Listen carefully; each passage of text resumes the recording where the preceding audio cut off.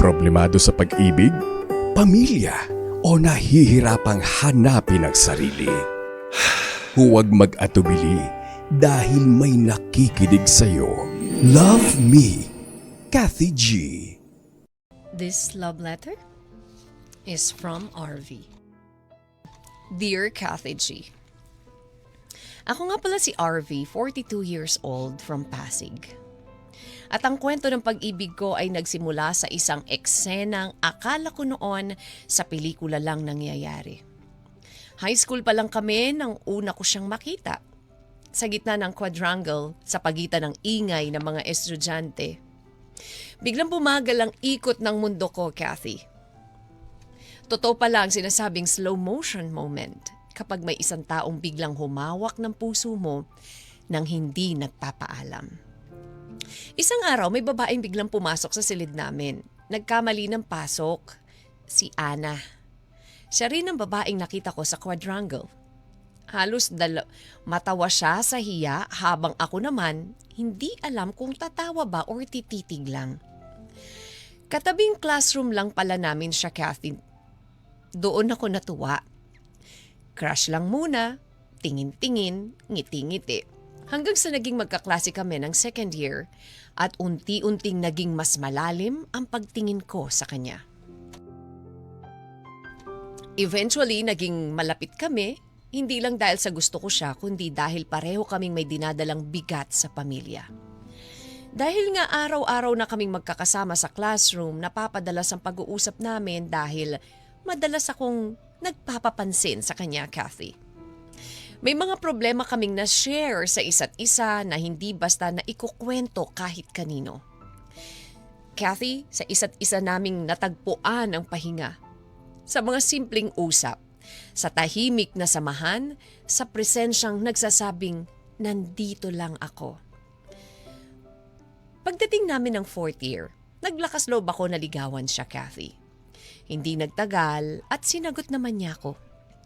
Nagdesisyon kaming pumasok sa iisang eskwelahan sa college at 6 na taon kaming magkasintahan.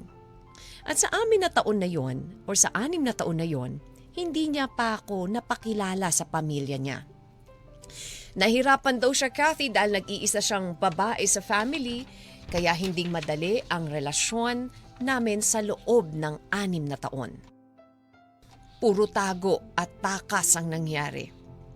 Nang pumanaw ang tatay niya, mas lalo siyang napasalo sa responsibility. Siya ang tumulong sa nanay niya, habang ang mga kapatid niyang lalaki ay may kanya-kanyang problema.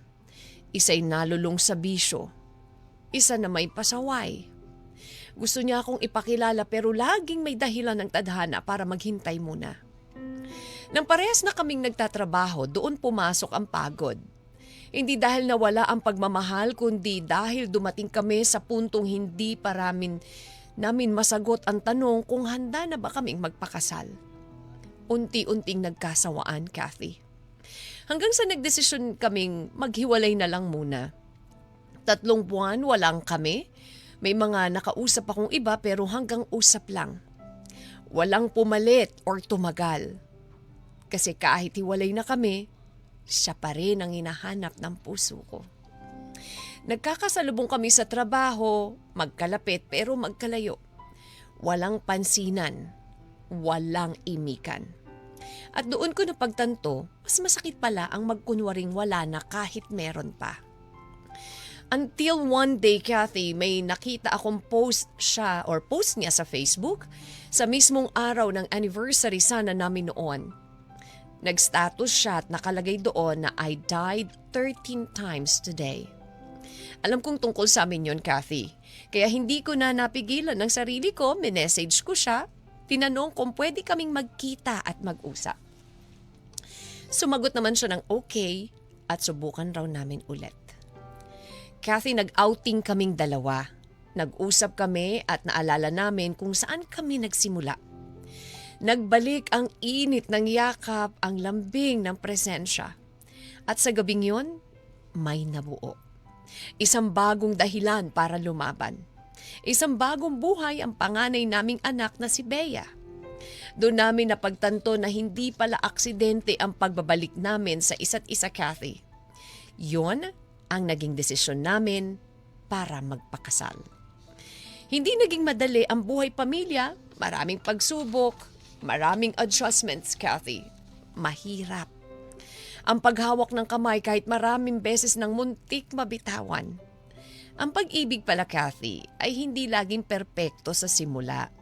Pero pwedeng maging masaya ang ending kung pareho kayong hindi susuko. Kathy, hanggang dito na lamang ang aking liham. Maraming salamat dahil pinaunlakan niyong mabasa ang sulat ko. Ako po si RV at si Ana ang unang minahal ko, ang first and last girlfriend ko.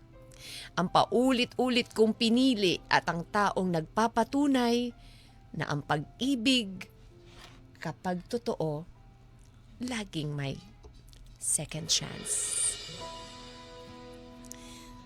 Hanggang dito na lang, Kathy. Maraming salamat po. Lubos na nagmamahal.